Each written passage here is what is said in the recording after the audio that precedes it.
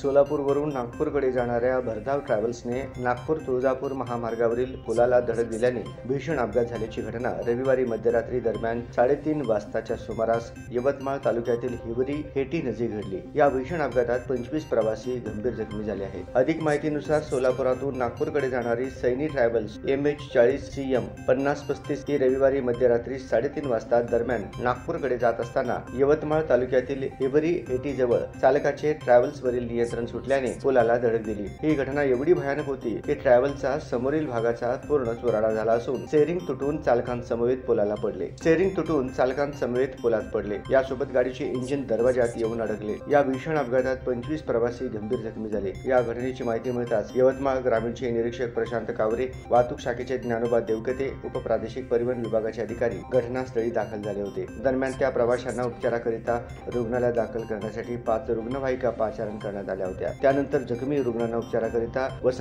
श्री वसंतराव नाईक शासकीय रुग्णालय यवतमाळ येथे पाठवण्यात आले।